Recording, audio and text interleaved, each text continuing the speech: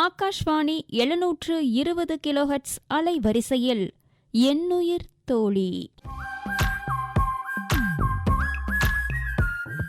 சுதந்திர தாகம் சென்னை ராணிமேரி கல்லூரி மாணவிகள் வழங்கும் பல்சுவை நிகழ்ச்சி கேட்கலாம்.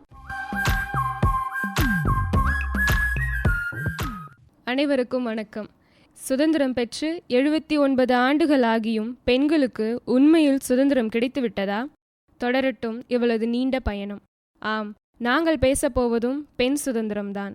ராணிமேரி கல்லூரியில் பயிலும் மாணவிகளின் சார்பாக தமிழ்துறை மாணவிகளான நாங்கள் வெறும் பேச்சாக மட்டுமல்லாமல் விறுவிறுப்பான பட்டிமன்றம், புதிய புதிய திருப்பங்களுடன் நாடகம், எங்கள் வரிகளாலான கவிதைகள், செவிகளுக்கு இனிமையான பாடலும், அனல் பறக்கும் எங்களது பேச்சும் என பல நிகழ்ச்சிகள் வரிசையாக காத்து கொண்டிருக்கின்றன. வாருங்கள், நிகழ்ச்சிக்குள் செல்லலாம்.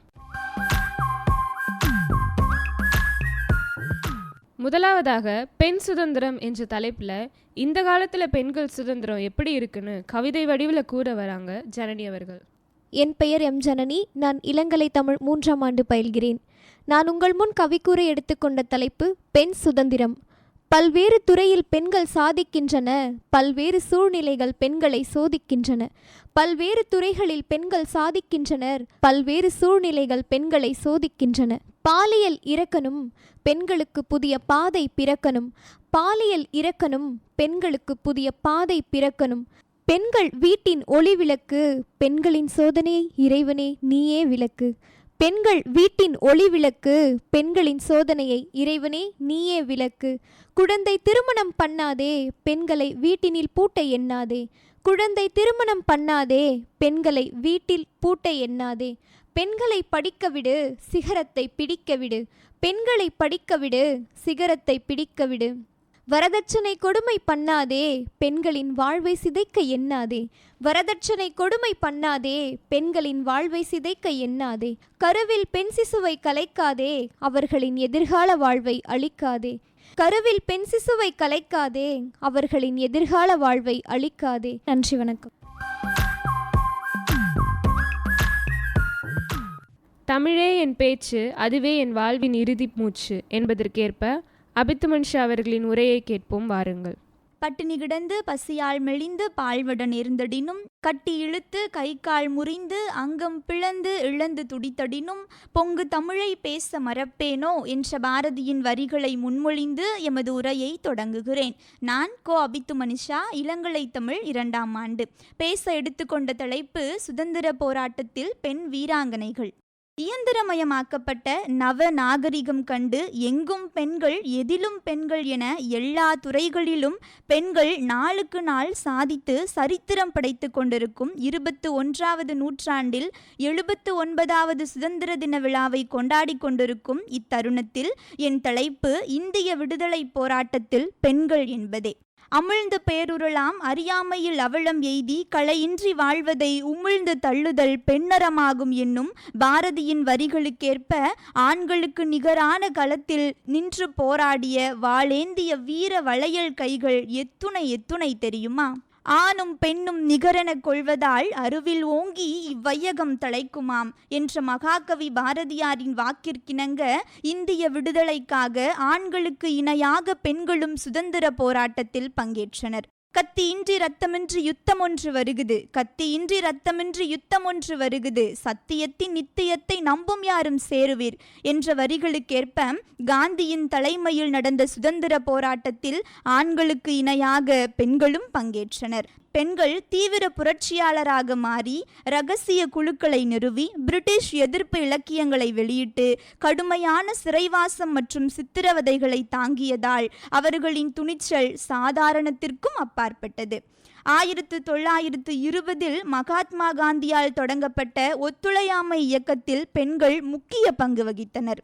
ஒத்துழையாமை இயக்கத்தின் போது பெண்கள் பிரச்சனைகளை நிவர்த்தி செய்வதற்கும் அவர்களின் உரிமைகளுக்காக வாதிடுவதற்கும் அகில இந்திய மகளிர் மாநாடு மற்றும் மகளிர் இந்திய சங்கம் போன்ற பல்வேறு மகளிர் அமைப்புகளை பெண்கள் நிறுவினார்கள். பெண்களின் பங்கேற்பு எங்கு தொடங்குகிறது என்று கேட்டால் 1817ஆம் ஆண்டிலேயே பீமாபாய் ஹோல்கார் பிரிட்டிஷ் கர்னல் மால்கமை எதிர்த்து போராடி கொரில்லா போரில் தோற்கடித்த போது போராட்டத்தில் பெண்களின் பங்கேற்பு தொடங்கியது.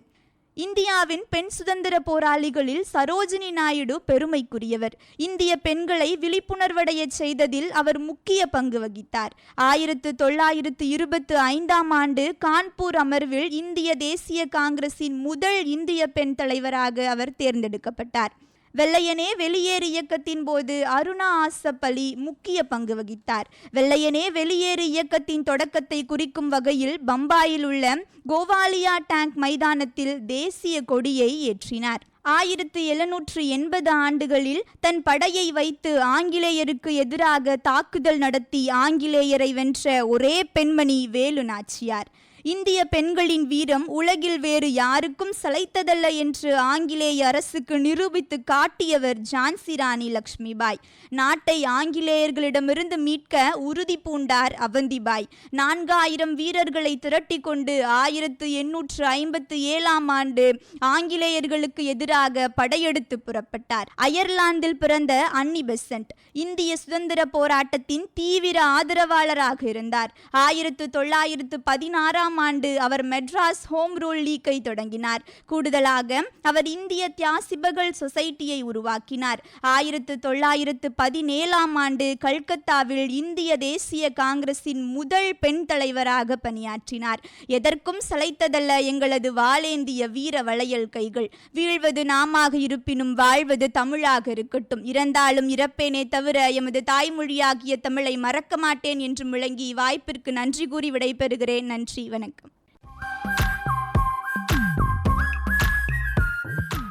இதுகாரும் மகிழ்ந்தோம் உரையால் வாருங்கள் மகிழ்வோம் அபித்து மனுஷாவின் கவிதை வரியால். வணக்கம். பெண் சுதந்திரம்.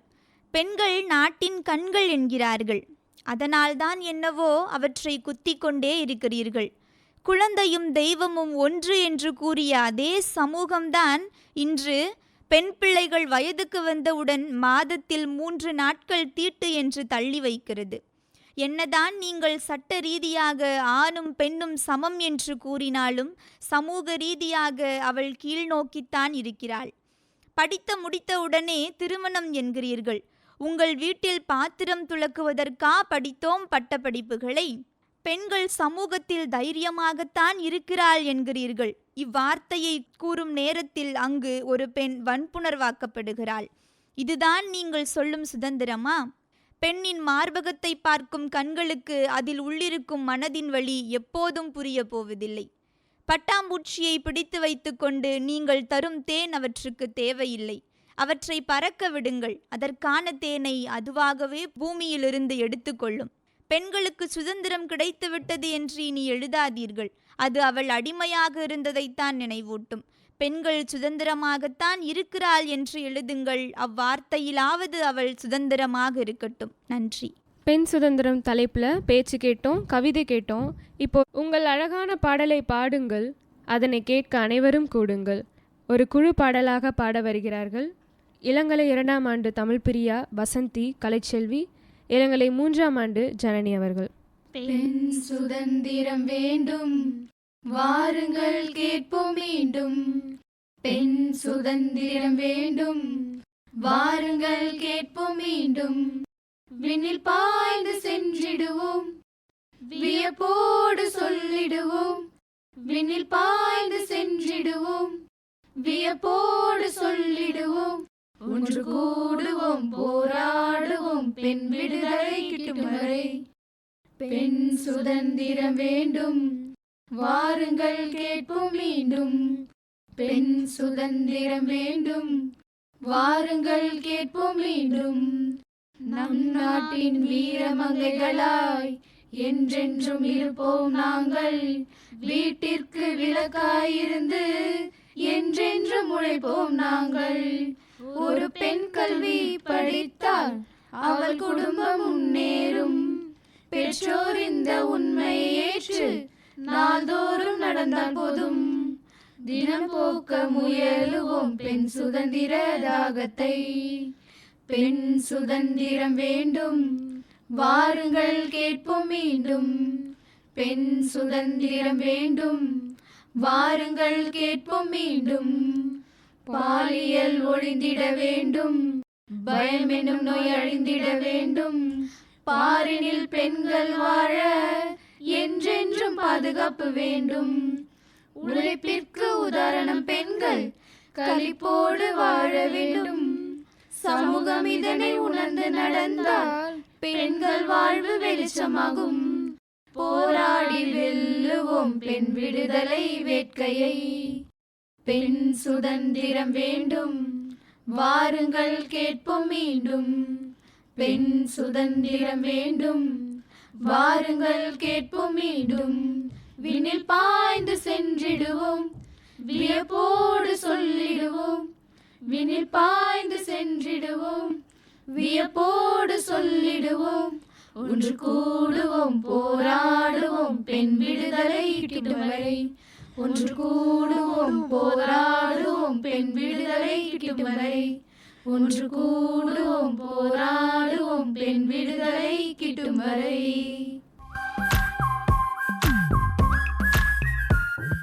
அடுத்ததா விறுவிறுப்பான திருப்பங்களோடு அனல் பறக்கும் விவாதங்களோடு பெண் சுதந்திரம் என்ற தலைப்பில் ஒரு பட்டிமன்றத்தை கேட்போம். வாருங்கள். நடுவர் தெபோரால், இளங்கலை 3ஆம் ஆண்டு. இன்றைக்கு பெண் சுதந்திரம் அப்படிங்கிற தலைப்பில் நம்மளிடத்துல 2 அணிகள் விவாதிக்க வந்திருக்காங்க. சுதந்திரம் பெற்று 79 ஆண்டுகள் நிறைவாகியும் நாங்கள் உண்மையிலே பெண்களுக்கு சுதந்திரம் கிடைத்து விட்டதா என்ற கேள்வியோடு ஒரு குழுவும், நாங்கள் சுதந்திரமாகத்தான் இருக்கோன்னு மற்றொரு குழுவும் நம்மிடத்துல விவாதிக்க வராங்க. முதலாவதா, இன்னைக்கு இருக்கிற சமூக நிலையில் பெண்களுக்கு சுதந்திரம் இருக்குன்னு விவாதிக்க வசந்தி அவர்களும், இன்றைய சமூகத்தில் பெண்ணுக்கு சுதந்திரம் இல்லைன்னு விவாதிக்க கலைச்செல்வி அவர்களும் பேச போகிறாங்க. என் பெயர் வசந்தி, நான் இளங்கலை தமிழ் 2ஆம் ஆண்டு படிக்கிறேன். வணக்கம் நடுவர் அவர்களே. எதில் சுதந்திரம் இல்லை? எல்லாத்துலேயும் தான் சுதந்திரம் இருக்குது. இதுக்கு எடுத்துக்காட்டா நடப்பு நிலை இருக்கும் விஷயங்களை மேற்கோளாக காட்டி பேசலான்னு இருக்கேன். நான் முதல்ல சொன்ன மாதிரி எதில் தான் பெண் சுதந்திரம் இல்லை? கல்வி, வேலை, விளையாட்டு, அரசியல் என எல்லாத்துலேயும் தானே பெண் சுதந்திரம் இருக்குது. இந்த சமூக நிலையில் பெண்கள் சுதந்திரமாக தான் இருக்காங்க என்பதுக்கு ஒரு எடுத்துக்காட்டு சொல்கிறேன், கேளுங்க. அரசாங்கத்தில் வழங்கப்படுற 33% முன்னுரிமை, அது உங்களால் மறுக்க முடியுமா நடுவர்களே? அந்த காலத்தில் பெண்கள் பூட்டி வைத்திருந்தாங்க. ஆனால் இப்போ அப்படியே இருக்காங்க. ஆரம்ப பள்ளியிலிருந்து ஆகாயம் வரை எல்லாத்துலேயும் பெண்கள் தானே இருக்காங்க நடுவர்களே. சாயத்த பெண்களின் பெயர்களை சொல்கிறேன், கேளுங்க. அந்த காலத்தில் பெண்கள் பூட்டி வைத்திருந்தாங்கன்னு சொல்கிறீங்களே, அப்போ சாவித்திரிபாய் பூலே வெளியே வரலையா? அன்னைக்கு ஊர் தாண்டி வந்த பெண்கள் இன்னைக்கு உலகம் தாண்டி விண்வெளிக்கே போகிறாங்க. உதாரணமாக விண்வெளிக்கு போன சுனிதா வில்லியம்ஸை பற்றி நீங்கள் கேள்விப்பட்டிருப்பீங்கன்னு நினைக்கிறேன். நீங்கள் சொல்கிறீங்க பெண்கள் திருமணம் செய்து கொண்டு போயிட்டா ஒரு வீட்டில் அடிமையாக இருக்கான்னு. ஆனால் நீங்கள் சொல்கிற காலம்லாம் எப்பயே மலையேறி போச்சு. இப்போ இருக்கிற பசங்கள்லாம் நான் ஹவுஸ் ஹஸ்பண்டாக வந்துடுறேன் அப்படின்னு சொல்கிறாங்க.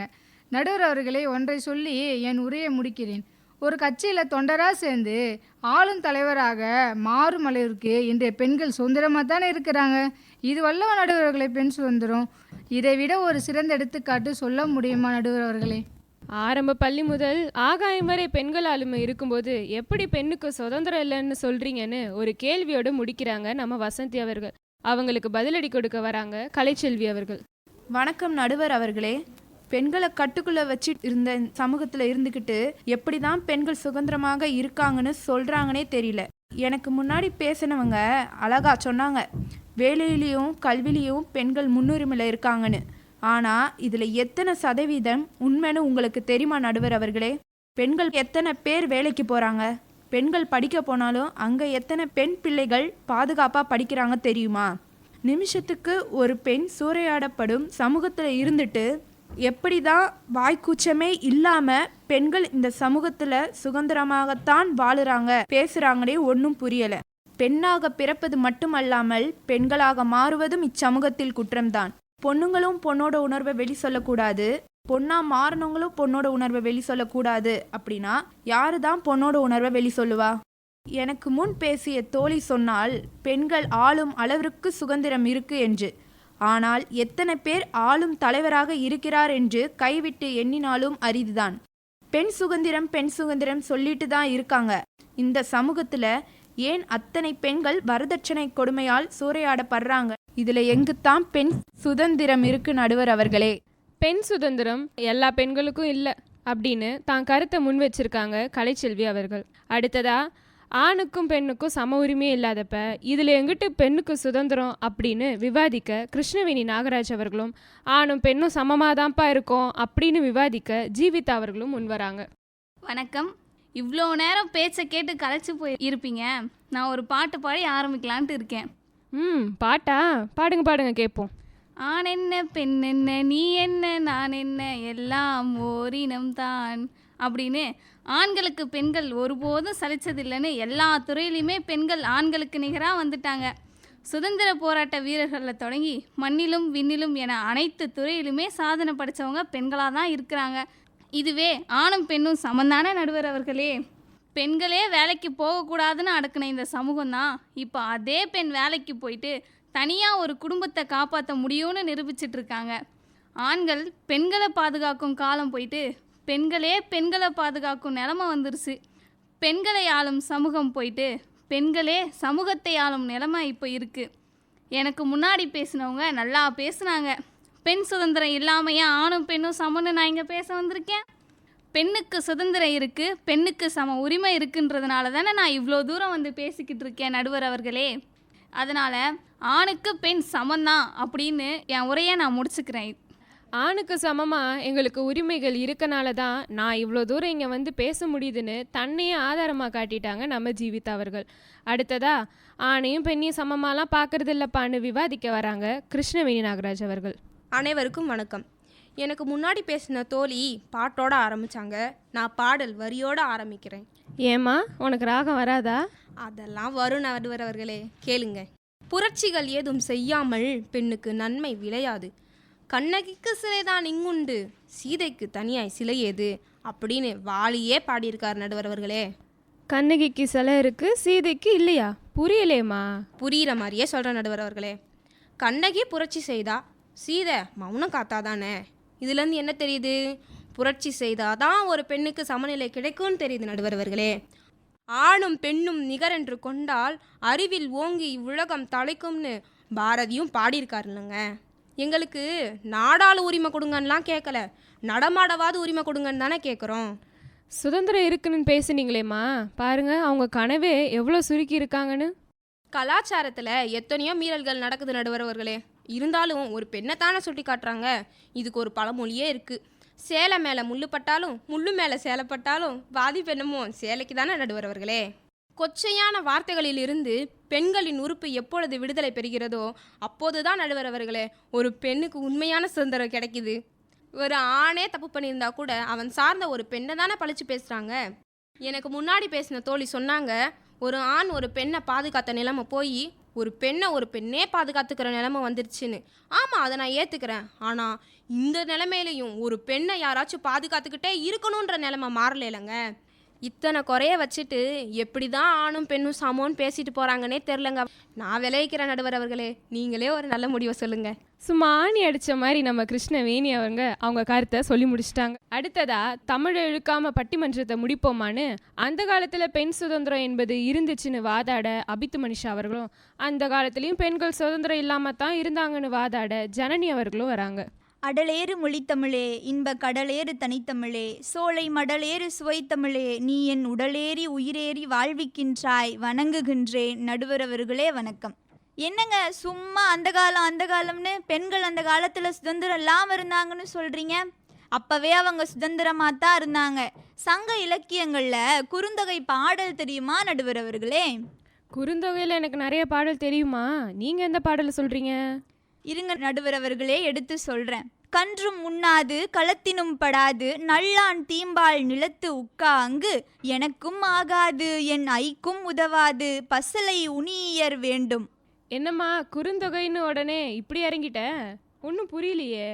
இருங்க நடுவர் அவர்களே, அதில் உள்ள இனிமையான சுவையை எடுத்து சொல்கிறேன், கேளுங்க. தன் அழகிற்கே உரிமையான தலைவன் உடன் இல்லாததால அவனுக்கு மட்டுமே உரிய உணர்வும் எனக்கு வேண்டாம் அப்படின்னு சொல்லி தலைவி சுதந்திரமாகத்தானே நடுவர் அவர்களே இருக்கிறாள். இதை போலவே தான் ஆண்டாளும் தன்னுடைய உணர்வை வெளிப்படுத்துகிறாள். ஒரு பெண் தன்னுடைய உணர்வை அக்காலத்திலே சுதந்திரமா வெளிப்படுத்தி இருக்கிறா அப்படிங்கிறதுக்கு சங்க இலக்கியங்கள்ல இருந்து இதை விட வேறு சான்று வேண்டுமா நடுவர் அவர்களே? அடடா, தமிழ்னா தமிழ் தான். சங்க இலக்கியங்களில் அரேஞ்ச் மேரேஜ்னு ஒன்று இல்லவே இல்லைங்க. தலைவனும் தலைவியும் சந்தித்தாங்க, திருமணம் செஞ்சு கொண்டாங்க. மாமூது பார்ப்பான் மறைவழி காட்டிட. திருமணம் முதல்ல சிலப்பதிகாரத்தில் தாங்க இருக்கு. இதுவே மிகப்பெரிய சுதந்திரம் தானே நடுவர் அவர்களே? பாரதிதாசன் எழுதிய புரட்சி கவி காப்பியத்தில் படைத்துள்ள அமுதவள்ளி அப்படிங்கிற கதாபாத்திரம் அரசனையே எதிர்த்து பேசியது நாம் அனைவருமே அறிந்த ஒன்று தானே. சாதலெனில் இருவருமே சாதல் வேண்டும், தவிர்வதெனில் இருவருமே தவிர்தல் வேண்டும், ஓதுக இவ்விரண்டில் ஒன்று மண்வன்வாய், உயிரெமக்கும் வெள்ளம் அல்ல என்றாள். கதாபாத்திரத்தில் மட்டுமல்ல, தன்னுடைய சிந்தனையிலையும் ஒரு ஆண் பெண்ணுக்கு சுதந்திரம் என்று நினைக்கிறாரே, அங்கே சுதந்திரம் பிறந்து விட்டது. பெண்களுக்கு சுதந்திரம் இல்லை என்றால் அவ்வை பாட்டி எப்படி தொண்டைமானுக்கும் அதியனுக்கும் தூது சென்றிருப்பாங்க? சாகா வரம் கொண்ட அரிய நெல்லிக்கனியை ஏன் பெண் புலவரான அவ்வைக்கு தந்தார் அதியன்? இறுதியாக நடுவர் அவர்களே, தோழியாக இருந்திருந்தால் தூதோ கட்டளையோ விட்டிருப்பேன். நடுவராக இருக்கிறீர், பணிவோடு கேட்டுக்கொள்கிறேன், வாதத்தை எங்கள் பக்கம் முடிக்குமாறு. இருங்கம்மா, இன்னொரு ஆள் இருக்காங்க, அவங்க பேசுகிறதையும் கேட்போம். அந்த காலத்துலேயும் பெண்கள் சுதந்திரமாகத்தான் இருந்தாங்கன்னு பாடல் வரிகளை அழகாக எடுத்துக்காட்டி தான் கருத்தை சொல்லிட்டாங்க அபித்து மனிஷா. அவங்களுக்கு பதிலடி கொடுக்க வராங்க நம்ம ஜனனி அவர்கள். நடுவர் அவர்களுக்கு என் பணிவான வணக்கம். நடுவர் அவர்களே, எனக்கு முன்னாடி பேசினவங்க ரொம்ப அழகாக சொன்னாங்க. பெண்கள் தங்களோட உணர்வுகளை எடுத்து வெளிப்படுத்துகிற அளவுக்கு சுதந்திரம் இருந்துச்சுன்னு. சரி, ரைட்டு, அவங்க ஆண்டாளை தான் இதுக்குள்ளே கொண்டு வந்தாங்க. ஆனால் ஆண்டாள் ஒரு பெண் அப்படிங்கிறதுனாலே அவங்கள ஆழ்வார் அப்படின்னு ஏற்கிறதுக்கு மறுக்கிற கூட்டமும் இருந்துச்சு. இதை உங்களால் மறுக்க முடியுமா நடுவர் அவர்களே? முன்னிரு வழக்கம் மகடுவோடு இல்லை என்பதை நீங்கள் கேள்விப்பட்டது இல்லையா நடுவர் அவர்களே? ஒன்றும் புரியலையே. அட என்ன நடுவர் அவர்களே, எதை கேட்டாலும் புரியலன்றீங்க. சரி, தமிழ் மாணவி, புரிய வைங்க. நடுவர் அவர்களே, முன்னிரு வழக்கம் மகடுவோடு இல்லை அப்படின்னா பெண்கள் கடல் வழியில் பயணம் செய்யக்கூடாது அப்படிங்கிறது தான் அர்த்தம். பெண்கள் சுதந்திரமாக தான் இருந்தாங்க அப்படின்னு எனக்கு முன்னாடி பேசினவங்க ரொம்ப அழகாக சொன்னாங்க.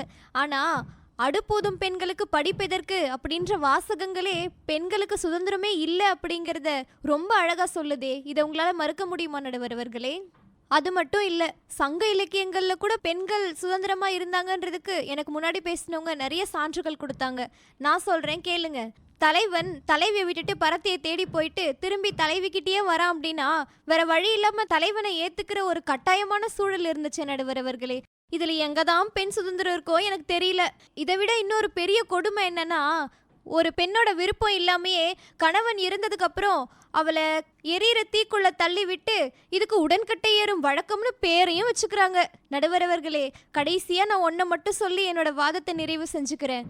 மறுமணம்தான் உண்டா மங்கை நல்லாள் இன்புற, மறுமணம்தான் உண்டா மங்கை நல்லாள் இன்புற, சீ என்று இகழப்பட்டாலே அச்சீரிலுமை பெண், சீ என்று இகழப்பட்டாலே அச்சீரிலுமை பெண். நடுவரவர்களே, தீர்ப்பினை எம் பக்கம் தருமாறு தாழ்மையோடு கேட்டு விடை பெறுகிறேன். நன்றி, வணக்கம். எல்லாம் தீர்ப்பை என் பக்கம் சொல்லுங்கன்னு என் மண்டையை போட்டு உருட்டினா எப்படிமா? இருங்க, தீர்ப்பு வரும். தனி மனித அடிப்படை உரிமை என்பது அனைத்து மனித பிறவிகளுக்கும் உண்டு. மனித பிறவிகளில் ஒரு பாலினம்தான் பெண், இழிவினம் அல்ல. பெண் சுதந்திரம் பெண்கள் அடைந்து விட்டனரா என்ற கேள்விக்கு சில பெண்கள் அடைந்து விட்டன, சில பெண்கள் அடையலை. இதுதான் பதிலாக இருக்குது. இந்த சில என்கிற வார்த்தை என்று இதிலிருந்து மாறுகிறதோ அன்றுதான் பெண் சுதந்திரம் முழுமையடையும். சுதந்திரம் பெற்ற சில பெண்களின் மகிழ்ச்சி குரலாகவும் சுதந்திரம் பெறாத சில பெண்களின் உரிமை குரலாகவும் இங்கு வாதாடிய தோழியருக்கு மனமார்ந்த நன்றி கூறி இப்பட்டிமன்றத்தை நிறைவு செய்கிறோம். நன்றி, வணக்கம். அடக்குமுறைகளை தாண்டு உன் அழகான லட்சியங்களை தூண்டு என்ற வரிகளுக்கேற்ப கவி கூற வருகிறார் வனஜா அவர்கள். அனைவருக்கும் வணக்கம். முரசறைந்து அனைவருக்கும் அறிவித்த ஆனந்த சுதந்திர பந்தலில் பலரும் மகிழ பல காலும் பதப்படுத்தப்பட்ட பண்டத்தை போன்று பாதுகாக்கப்பட்ட பேதைகளின் பேரில் மாற்றமில்லை. பண்டத்தை போன்று அடைக்கப்பட்டதாலும் பாரம்பரிய பண்பென்னும் பரிவந்தம் அவர்கள் மீது திணிக்கப்பட்டதாலுமே அவ்வாறு நிகழ்ந்தது. உணவில் ஒதுக்கலாக அச்சாறுவிற்கு தரப்பட்ட இடம் கூட பெண்கள் உணர்ந்து அறிந்த உண்மைக்கு இல்லை. காரணம், உறப்பில்லை, உரிமையில்லை. உரிமைகள் வந்தாலும் உயர்வு என்பது காணல் நீராக தெரிந்தாலும் ஏதோ ஒன்று மாறவில்லை. அது மாறும் காலம்தான் இப்போ. பந்தல் வானமாகும் வரையிலும், பாரினிலே பெண் சுதந்திர முழக்கம் முடிவு பெறும் வரையிலும் பாரும் உணரும் எங்களுக்கான சுதந்திர எரிதழலை.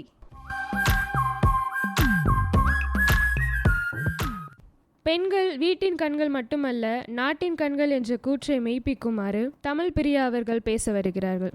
மாதர் தம்மை இழிவுச் செய்யும் மடமையை கொளுத்துவோம் என்று பாரதியின் வரிகளை நினைவில் கொண்டு பேச எடுத்துக்கொண்ட தலைப்பு பாரதியின் மகள்கள். அனைவருக்கும் வணக்கம். பட்டங்கள் ஆள்வதும் சட்டங்கள் செய்வதும் பாரினில் பெண்கள் நடத்த வந்தோம் என்று பாரதி பாடியது போல, பெண்களும் ஆண்களுக்கு நிகராக கல்வி பெற்று சமுதாயத்தில் சட்டங்கள் இயற்றும் அதிகாரம் பெற வேண்டும் என்று கனவு கண்டார் பாரதி. பெண்கள் விடுதலை அடைந்து தங்களது வாழ்வை சுதந்திரமாக வாழ வேண்டும், அவர்களுக்கு சமமான மரியாதையும் உரிமைகளும் வழங்கப்பட வேண்டும் என்பது பாரதியின் கனவுகளில் முக்கியமான ஒன்று. சமூக கட்டுப்பாடுகளை உடைத்து அறிவார்ந்த தன்னம்பிக்கையுடன் விளங்கும் புதுமை பெண்ணாக பெண்கள் வளர வேண்டும் என்று பாரதி விரும்பினார். இன்று பல பெண்கள் கல்வி மற்றும் பல்வேறு துறைகளில் வேலைவாய்ப்பை பெற்று ஆண்களுக்கு நிகராக செயல்பட்டு பாரதியின் கனவை நிறைவேற்றி கொண்டு தான் இருக்கிறார்கள். சமூக பொறுப்புடன் செயல்பட்டு பெண்கள் தங்கள் திறமைகளை வெளிப்படுத்துவதன் மூலம் சமுதாயத்தில் முக்கிய பங்காற்றியும் வருகிறார்கள். பல பெண்கள் பாரதியின் கருத்துக்களை புரிந்து கொண்டு அவற்றை பரப்புவதன் மூலம் சமூக மாற்றத்திற்கு உதவுகிறார்கள். பெண்கள் முன்னேற்றமடைய சமூகத்தில் உள்ள மூட நம்பிக்கைகள் மற்றும் தீய பழக்க வழக்கங்களை ஒழிக்க வேண்டும் என்று அவர் கருதினார். இன்றைய பெண்கள் சமூக சீர்திருத்த பணிகளில் ஈடுபட்டு பாரதியின் கனவை நனவாக்க முயல்கின்றன. பெண்கள் அரசியல் மற்றும் சமூக ரீதியாக அதிகாரம் பெற்றுள்ளனர். அவர்கள் தேர்தலில் போட்டியிடுகிறார்கள், அரசியல் பதவிகளை வகிக்கிறார்கள் மற்றும் சமூக மாற்றங்களுக்காக போராடுகிறார்கள். பாரதியின் பெண் விடுதலை சிந்தனைக்கு அவரது படைப்புகளில் சான்றுகள் ஏராளம் இருக்கலாம். இவை வைத்து இவர் ஏட்டிலே பெண் விடுதலையை போற்றினார். நடப்பில் என்று ஐயம் எழலாம். நடப்பிலும் இவர் பெண்களை உயர்வாகவே எண்ணினார். நிவேதிதா அவர்களை ஞான குருவாக ஏற்றதே அதற்கு சிறந்த சான்று. செங்கோலை வீழ்த்த எழுதுகோலுக்கு சக்தியளித்தவன் பாரதி. இதில் பெண்களை முதன்மைப்படுத்தினான் முண்டாசு கவி. சுருக்கமாக, பாரதியின் கனவுகளை நிறைவேற்றும் பெண்கள் என்பவர்கள் வெறும் பெண் விடுதலை கோஷமிடுபவர்கள் மட்டுமல்ல, பெண்களின் முழுமையான முன்னேற்றத்தையும் சமத்துவத்தையும் உரிமைகளையும் நிதர்சனம் ஆக்குபவர்கள். ஆண்கள் உயர்ந்தவர்களா பெண்கள் உயர்ந்தவர்களா என்ற போட்டி இங்கே தேவையில்லை. பெண் பெண்ணாகவும் ஆண் ஆணாகவும் இருப்பதுதான் சிறப்பு. ஒருவரை ஒருவர் மதிக்க வேண்டும். அந்த மதிப்பும் மரியாதையும் உரிமையும் இன்றைக்கு பெண்களுக்கு இருக்கிறது. இது கிடைக்க பாரதியின் பங்கும் முக்கியமானது. நன்றி. இத்துடன் என் பேச்சை முடித்துக் கொள்கிறேன். அடுத்தபடியாக சிகரத்தை பிடியுங்கள் வாருங்கள் கிருஷ்ணவேணி நாகராஜன், உங்கள் கவிதையை படியுங்கள். அனைவருக்கும் வணக்கம். இதோ ஒரு 3 கவிதைகளை அடுத்தடுத்து கேட்போம். பணி ஏதும் இன்றி பணியில் சுற்றித் திரிந்தாள் பட்டாம்பூச்சியாய் என் மகள் என் வீட்டில். ஆனால் இன்றோ பணமில்லா பணிப்பெண்ணாய் பரிதவித்தாள் அந்த பாவி வீட்டில்.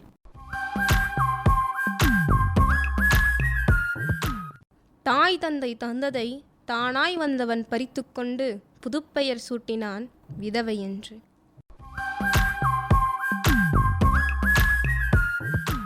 பெண்களின் ஆசை அடுப்படியா ஆகாயமா? அதை முடிவெடுப்பதும் அவளின் ஆண்தான். பெண் சுதந்திரம் என்பது பிடித்த செயலினை செய்வது மட்டுமில்லை, பிடிக்காத செயலினை செய்யாமல் இருப்பதுவும் தான். கூண்டதனை உடைத்தெறியும் சிங்கம் போல சிங்கப்பெண்ணே என்ற தலைப்பில் கவிதை கூற வருகிறார் அபித்து மனிஷா அவர்கள். கனியிடை ஏறிய சுளையும் முற்றல் களையிடை ஏறிய சாரும் நனிவு சுவழியும் பாலும் தென்னை நல்கிய குளிரில நீரும் இனியன என்பேன் எனினும் தமிழை என் உயிர் என்பேன் கண்டீர் என்ற பாரதியின் வரிகளை முன்மொழிந்து எமது உரையை தொடங்குகிறேன். ஏறுபோல் பீடு நடை. பெண்ணின் சிறப்புகளையும் குணங்களையும் அழகாக வர்ணித்த வள்ளுவர் புகழ் புரிந்த இலோர்க்கு இல்லை இகழ்வார் முன் ஏறுபோல் பீடுநடை என்கிறார். இல் என்பது இல்லறம் என்பதாலும் கற்பனப்படுவது யாதென பாரதி விளம்புகையில் அதனை ஆணுக்கும் பெண்ணுக்கும் பொதுவில் வைப்போம் என்கிறார். நல்பெயர் பெற்ற இல்லாலை பெற்றவர் வீறு கொண்டு நடை போடுவாராம். ஏறுபோல் பீடு நடை அரிமா நோக்குடையான் எதற்கும் அஞ்சான். சென்றதனி மீளாது மூடரே, நீர் எப்போதும் சென்றதையே சிந்தை செய்து கொன்றொழிக்கும் கவலை எனும் குழியில் வீழ்ந்து குமையாதீர். சென்றதனை குறித்தல் வேண்டாம், இன்று புதிதாய் பிறந்தோம் என்று நீவீர். எண்ணமதை திண்ணமுறை இசைத்து கொண்டு தின்று விளையாடி இன்புற்றிருந்து வாழ்வீர். திரும்பி வாரா என்ற பாரதி பாடிய வரிகளெல்லாம் எதற்காக? நேர்ந்த கொடுமைகளிலிருந்து மீண்டு எழுந்து காளையை போல் வீரநடை போட வேண்டும் என்பதற்காகத்தானே? நடமாடும் தனித்தமிழ் இயக்கமாக திகழ்ந்த பாவானார் ஏறுபோல் பீருநடை போட்டு மணிப்பிரவாளா நடையிலிருந்து தமிழை மீட்டெடுத்த உலக தமிழ் இயக்கத்தின் தலைவர். தமிழாலும் தமிழுக்காகவும் பீடுநடை போட்டவர்கள் ஏராளமானோர். நடந்தவற்றை நினைத்து கடந்தவற்றிற்கு கவலைப்பட்டு கன்னத்தில் கை வைத்து கண்ணீர் சிந்தி காலம் தள்ளும் அறிவிலிகளுக்கு அறைகூவல் விடுப்போம், அரிமா போல் முன்னேறுவோம் என்று. உரிமைகளையும் இரையாக்கும் பெண்களுக்கு கூக்குரலிட்டு சொல்லுவோம், எல்லாவற்றையும் எதிர்கொண்டு ஏறுபோல் பீடுநடை போடு என்று. ஏறுபோல் பீடுநடை என்பது ஒரு கம்பீரமான பெருமிதமான நடையை குறிக்கும். பொதுவாக ஒருவரின் தன்னம்பிக்கை, தைரியம் மற்றும் வலிமையை குறிக்கிறது. தாழ்த்தப்பட்டவன் அன்று என்று சொல்லி ஒதுக்கியவர்கள் மத்தியில் பீடுநடை போட்டு எல்லாவற்றையும் எதிர்கொண்டு இங்கிலாந்திலே பாரிஸ்டர் பட்டம் பெற்றவர் யார் தெரியுமா? ஆம், அம்பேத்கர் அன்று ஏறுபோல் நடந்ததால்தான் இன்று நமக்கு அரசியலமைப்பு சட்டம் பாகுபாடும் இல்லாமல் வாழ்ந்து கொண்டிருக்கிறோம். நெஞ்சை நிமிர்த்தி நெற்றி சுருக்கிடாமல் நேர்பட பார்த்து நிதானமாக அடியை எடுத்து வைத்து கம்பீரம், பெருமை, கௌரவம் ஆகிய உணர்வுகளை கண்களில் கொணர்ந்து காட்டி நடக்கும் நடை அணிவகுப்புகளில் தலைமை தாங்குபவர்களும் மற்றவர்களும் இயல்பாக நடக்கும் பாணி. பெண்களுக்கு அறைகூவல் விடுப்போம், ஏறுபோல் பீருநடை போடு என்று. வீழ்வது நாமாக இருப்பினும் வாழ்வது தமிழாக இருக்கட்டும். இறந்தாலும் இறப்பேனே தவிர எமது தாய்மொழியாகிய தமிழை மறக்க மாட்டேன் என்று முழங்கி வாய்ப்பிளித்தமைக்கு நன்றி பாராட்டி விடைபெறுகிறேன். நன்றி, வணக்கம். வாழ்வில் வேண்டும் தேடல், வாருங்கள் கேட்போம் ஒரு பாடல். ஜனனி அவர்கள் நமக்காக ஒரு பாடல் பாட வருகிறார்கள். பாரத தேசம் என்று பெயர் சொல்லுவோம், மீடி பயன் கொல்லுவோம், துயர் பகை வெல்லுவோம். பாரத தேசம் என்று பெயர் சொல்லுவோம், மீடி பயன் கொல்லுவோம், துயர் பகை வெல்லுவோம். சா சனி சனி பா நீ நி பனி பமா மா பம பானி பசாரி நிசா. வெள்ளி பனிமலையில் மிதுலகுவோம், அடி மேலே கடல் முழுதும் கப்பல் விடுவோம். பள்ளி தலம் அனைத்தும் போகில் செய்துவோம், எங்கள் பாரத தேசம் என்று தோல் கொட்டுவோம். சா சனி சனி பா நீ நி பனி பமா மா பம பானி பசாரி நிசா. கங்கை நதிப்புறத்து கோதுமை பண்டம், நல்ல காவிரி வெற்றிலைக்கு மாறு கொள்ளுவோம். சிங்க மராட்டியர் தம் கவிதை கொண்டு சேரட்டு தண்டங்கள் பரிசளிப்போம். சா சனி சனி பா நீ நி பனி பமா மா பம பானி பசாரி நிசா. ஆயுதம் செய்வோம், நல்ல காகிதம் செய்வோம், ஆலைகள் வைப்போம், கல்வி சாலைகள் வைப்போம். ஓயுதம் செய்வோம், தலை சாயுதம் செய்வோம், உண்மைகள் சொல்வோம், பல நன்மைகள் செய்வோம். சா சனி சனி பா நீ நி பனி பமா மா பம பானி பசாரி நிசா. பாரத தேசம் என்று பெயர் சொல்லுவோம், மீடி பயன் கொள்ளுவோம், துயர் பகை வெல்லுவோம்.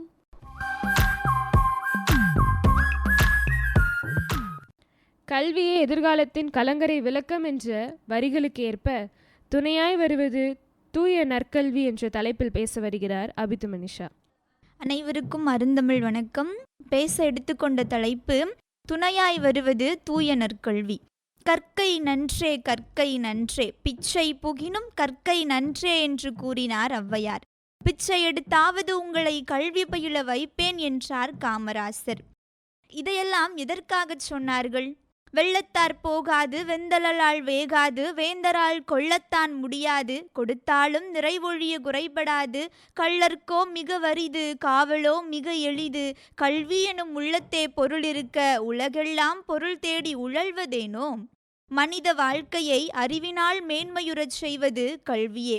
கல்வியின் முக்கியத்துவத்தை உற்றுளி உதவியும் உருபொருள் கொடுத்தும் பிற்றை நிலை முனியாது கற்றல் நன்றே என்ற புறநானூறு பாடல் அழகாக எடுத்து இயம்புகிறது. வாழ்க்கைக்கு கல்வி அவசியம் என்பதை வள்ளுவன் தமது திருக்குறளில் யாதானும் நாடாமல் ஊராமல் என்னொருவன் சாந்துணையும் கல்லாதவாறு கல்வி இல்லான் கண்ணிலான் என்று வள்ளுவர் கருத்தை வழிமொழிகிறது. குடும்ப வாழ்க்கைக்கு கல்வி தேவை என்பதனை வலியுறுத்தி கூறுகிறது. ஒருவன் கற்கும் கல்வி அவன் பிறந்த நாட்டுக்கே தொடர்புடையது. பாரதிதாசன் இப்படியாய் பாடல் வரிகளை கூறுகிறார். மக்களை உலகினை கல்வியை பேணுவதற்கும் பெண்களுக்கு கல்வி வேண்டும் என வற்புறுத்துகிறார். கல்வி இல்லாத பெண்கள் கலர்நிலம் போல விலை கொடுத்து வாங்கவா முடியும்? பயிலும் வேலை தோறும் கற்று வருவதால் படியும் மலைவாழை அல்லவா கல்வி. விலை கொடுத்து வாங்க முடியாத ஒரே செல்வம் கல்வி. கற்றோருக்கு சென்ற இடமெல்லாம் சிறப்பு. இன்று மனிதநேயமற்ற சுயநலமிக்க உலகில் வாழ்ந்து கொண்டிருக்கிறோம். இந்த உலகில் இன்று நம்முடன் பயணிப்பவர்கள் யாரும் இறுதி வரை பயணிக்க மாட்டார்கள். நாம் கற்ற கல்வி ஒன்றே இறுதி வரை வாழ்வின் ஆதார துணையாக வரும். இதனைத்தான் தமிழ் இலக்கியமும் இலக்கணங்களும் கூறுகிறது. நாம் கற்ற கல்வி ஒருவரை கடல் கடந்து நாடு கடந்து கண்டங்களையும் தாண்டி அனைத்து இடங்களிலும் வாழ்வாதாரத்தை காத்து கொள்ளலாம் என்பதே நிதர்சனமான உண்மையாகும். இதனை தமிழன் பல 1000 வருடங்களுக்கு முன்பே அறிந்து கொண்டான். யாதும் ஊரே யாவரும் கேளிர் எனும் சொல் இதன் வழியாய் வந்ததே. கல்வி மட்டுமே தெளிந்த சிந்தனை உடையவராய் ஒருவரை மாற்றும்.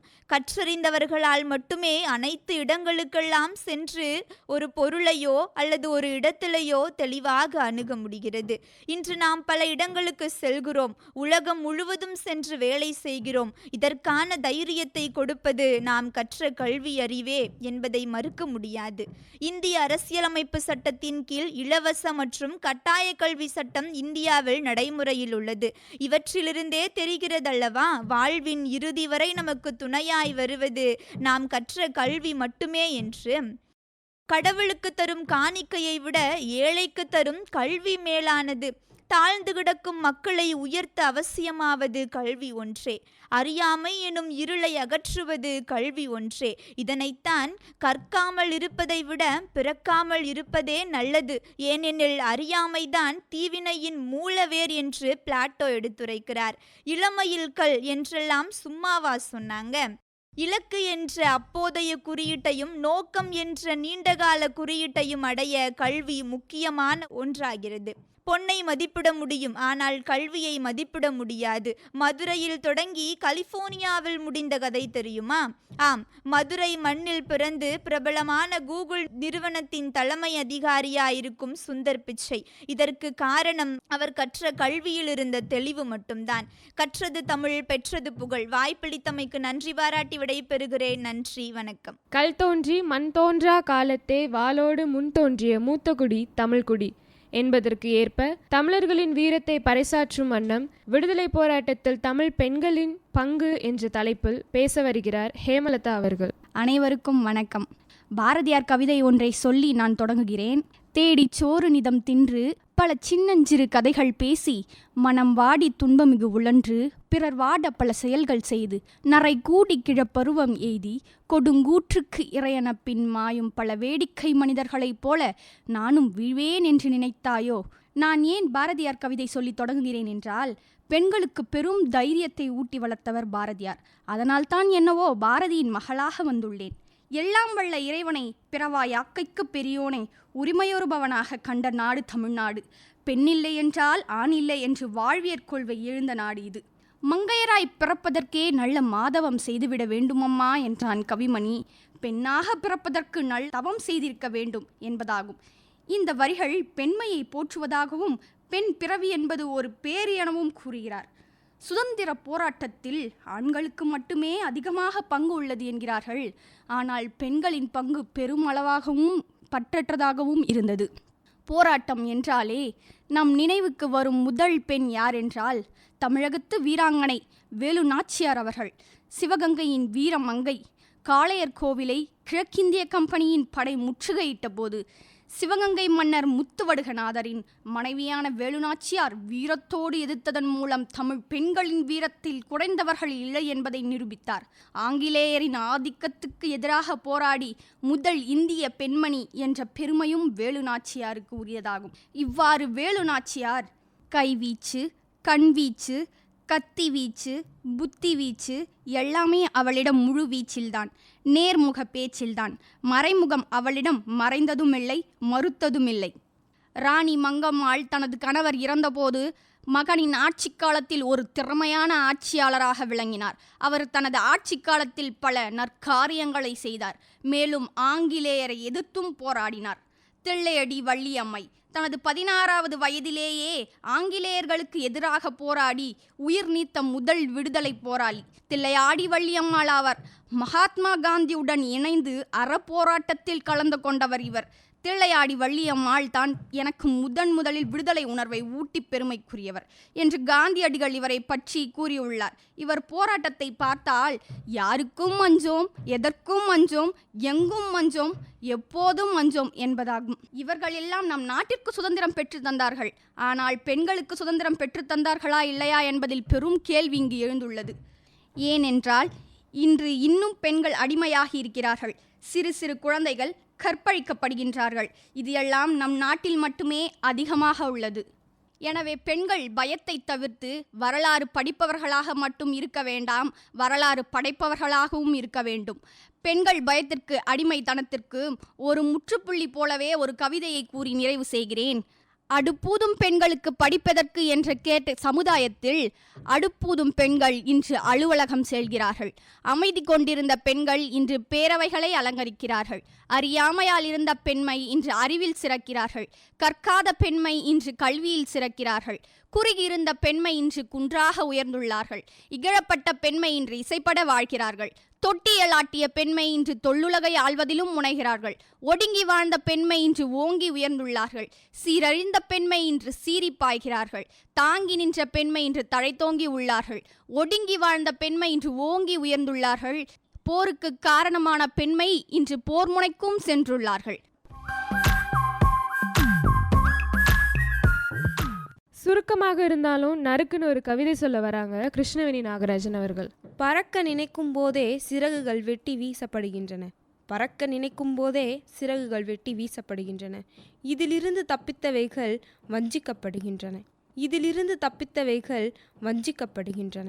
கேட்டுருவோம். இருக்கீங்க, வேற வேலையே இருக்காது அவங்களுக்குலாம். இவர் ஒருத்தர். சரி, நான் வேலைக்கு போகிறேன். எப்பயும் போல் நைட்டு 2 மணிக்கு தான் வருவேன். என்னதான் வேலையோ, சாயந்தரம் போல் போகிறது, நைட்டு 2 மணிக்கு வர்றது. பொம்பளை பிள்ளைக்கு இந்த மாதிரி வேலைலாம் வேணான்னு சொன்னால் யார் தான் கேட்குறாங்க அந்த வீட்டில்? படிச்சுட்டோங்கிற திமிரு. என்ன தான் பொண்ணு வளர்த்து வச்சுருக்காளோ.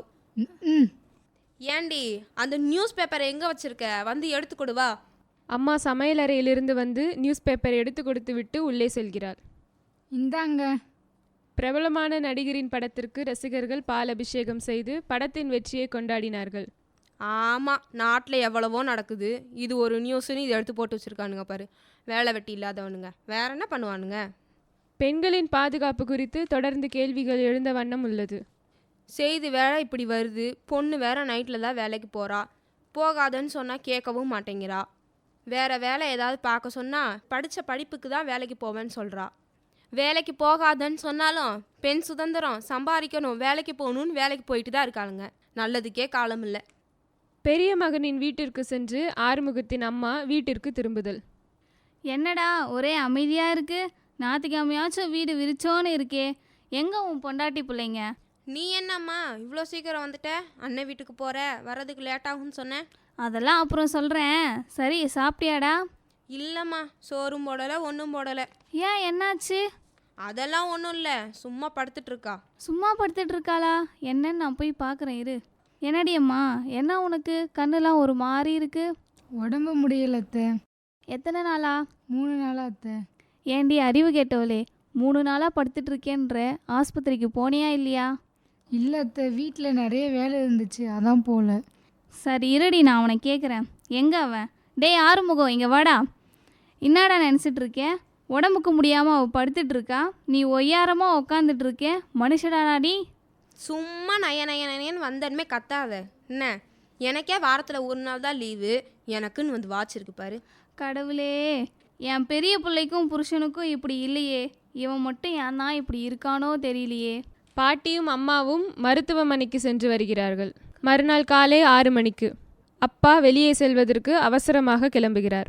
என் நீல கலர் சட்டையவே காணோம், அது எங்கே இருக்குன்னே தெரில. அடியே கௌரி, அந்த சட்டையை கொஞ்சம் எடுத்து கொடுவா. மாத்திரை அதிகமாக போட்டதில் எனக்கு மயக்கமாக வருதுங்க. அப்பா மகளை எழுப்புகிறார்.